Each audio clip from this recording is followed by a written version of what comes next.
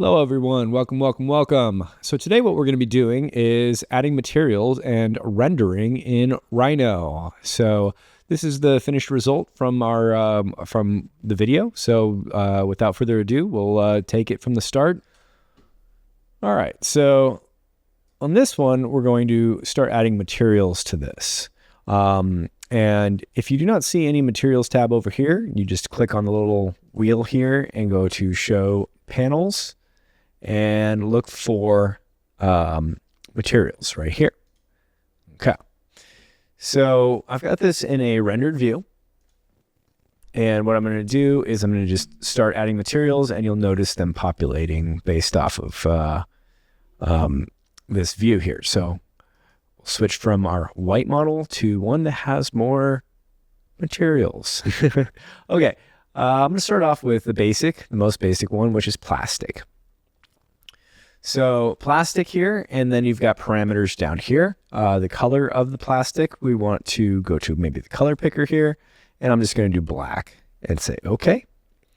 And then I'm going to go ahead and put it on this object, this one, and this end here. I'm sure in real life, well, whatever real life is for Star Wars stuff, this is actually a kind of like an anodized metal. But for our case, I'm just going to leave it like this and just lower down the reflectivity of it. So it's more of like a matte plastic. Okay. Then this part here and this part here, those are both going to be a polished kind of chrome. So we'll go to metal right here. And another way you can apply these is to select the object and then right click on it and go to assign to objects. Okay. And you can see there's a polished slider. I can make it ultra polished. So it's super reflective chrome. Look like that. Then we got this little brad down here and this part, which are going to be another form of metal, but they're going to be less glossy. So I can right click on this and just go ahead and duplicate it, or I could, just enter it again through the little plus sign up here. So I'm going to lower the polish down on this. So it's metal, but not like anything intense. I can go to color picker here as well, and you can see that it actually has like, oh, am I doing aluminum or platinum, or what kind of metal am I doing? I'll leave it platinum for this one. All right, and then up here we've got this face, which is kind of an emissive material, so it like emits light. So I'm going to go ahead and go over here and go to emission. Okay, and I'm going to assign this to the object, and then I'm going to change the color to red. Okay, so that's a red glowing material, and then I'm going to select all of these, and I'm going to make them like you can either do glass or gem. I'm going to do gem here. Assign to objects. And what kind of gem? Diamond, sapphire. Let's do sapphire. And in the standard rendered view, they just look kind of clear. But if I go into ray traced, you'll actually see the way they're going to look. Maybe diamond.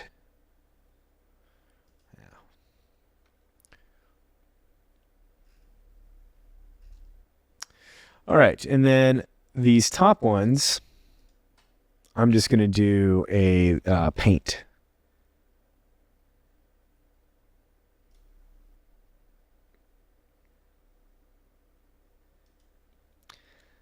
And I'll do a red. But I don't want a super bright red. I want kind of like a, yeah, that's a good color. And then assign to objects.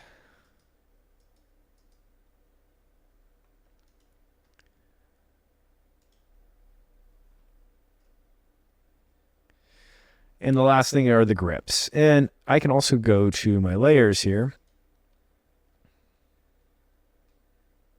Let me actually switch out of rendered. Ray trace is the most labor-intensive advantage for, using your graphics card to its full extent. Okay, so I've got grips, right? Grips right here. Select objects. Okay, that's an easy way to select all of those on the same layer at the same time. Go to properties. Oops, go to materials here. And then I'm going to create a new material, and I'm going to I think I'm going to do, I'm just going to do paint. And I'm going to make the paint black. And then I'm going to turn the matte all the way up and right click, assign to objects. I might make this a little bit like grayer.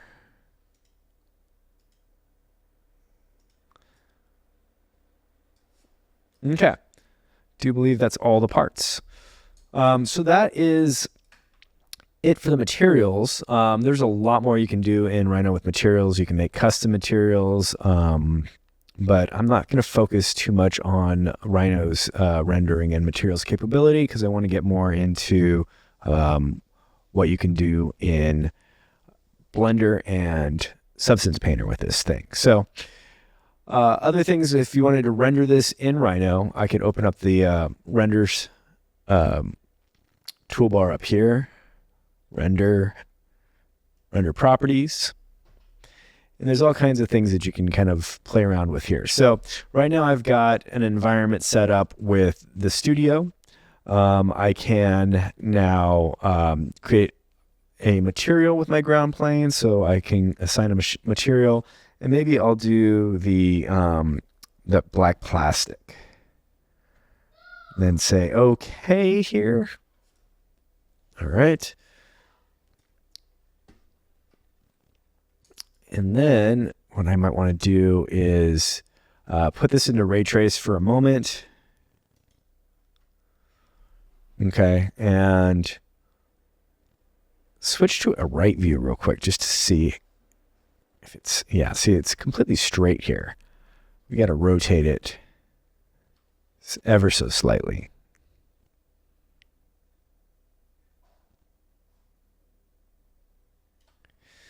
Because we want the ground plane, and I'm going to kind of line it up with the grid here, just to see if I can make it line up just right here.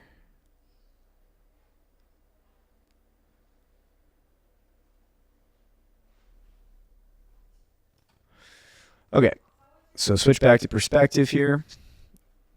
Yeah, so we wanted to kind of make it look like it's sitting on the ground. All right, other things we can do. Let's go ahead now, and while we're in Ray Trace view, go to our render tools again, render properties here. And you want to make sure that the image quality under resolution here is set to something relatively high. Now 2092 by 1182, that's not bad, but you can do 4:3. I'll do this one right here. That's a little bit better quality. Depending on your capabilities with your graphics card and stuff, you've got different quality levels here. Draft quality is actually kind of fine, but good and final quality are always going to be a little bit better. So if you've got a older computer, draft will probably work, but if you've got some better capabilities under the hood, go ahead and bump it up to one of the upper levels there. And then your lighting environment, you've got this studio lighting. You can change that as well. There are other ones in here, and you can change from studio to more types of basic environments here, and you'll see that there will be a whole list of different environments that you can use.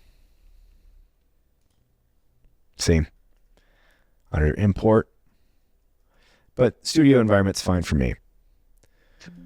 Okay, so those are probably a good starting point for the settings for something like this. What we want to do now is let's go over to click out of it, just click anywhere in the field here, and then let's go to properties. And you see this right here, that's going to be your focal blur. And I can turn that on, and now you can see it's starting to blur in the background there. And that's actually pretty good. But you can modify it too. So if I wanted to pick a spot to be able to focus on, so that I wanted to make sure that this area right here is in focus, I click on it, and then you can see it's in focus, and I can modify my focal distance and the aperture and all that kind of stuff. But I think this is looking pretty good. I'm going to rotate around a little bit more because I do want to see, as I'm going to make the illumination at the end here, I'm going to make it glow after I render it.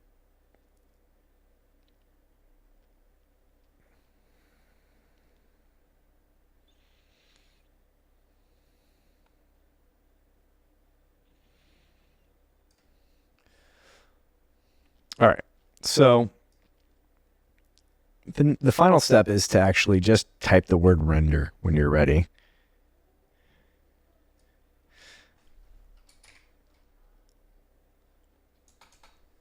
And I'm still in a command here, so I'll just hit enter. And then I'm going to type render. Enter. This is going to take some time based on your hardware. So I'm going to go ahead and just let it go. And you can see down here how quickly it's going towards the 1500 for me. But I can also see that I'm cutting off the back here. So you can either wait for it to finish, which mine's done, or click on the stop window up here. So I think I need to do a different aspect ratio. So I'm going to go to the render properties here, and I'm going to change my resolution to give it a 16:9. Okay. And then let's go ahead and type render again.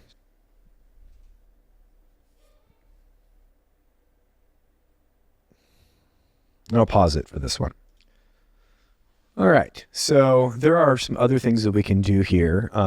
We want to actually add some post effects. So what I'm going to do is I'm going to click on the little star here with the plus sign, and I want to do glow.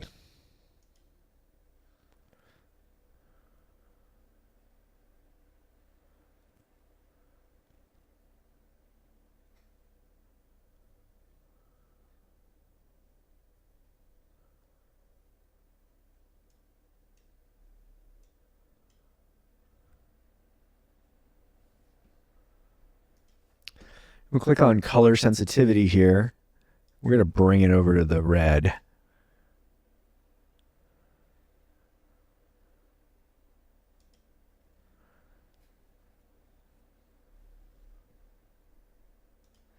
Then we're going to click on the slider for sensitivity here and bump it up. It'll take a second, but then watch what happens right here. Boom. Cool. So once you're done, there are other post-process effects in here you can kind of play with, but I'm just fine with this one. If I wanted to add fog and that kind of stuff, I can do that too. But I'm going to go ahead and save this. And then I'm going to just call it render Rhino and save. Cool. So that is basically it for this specific model in Rhino. The next step will be to bring it into Blender and clean it up and do some materials in Blender too, just to kind of show you the difference and introduce you to that user interface, which will also help prep it for bringing it into Substance Painter, which is going to be a lot of fun. So here we go. I'll see you on the next one.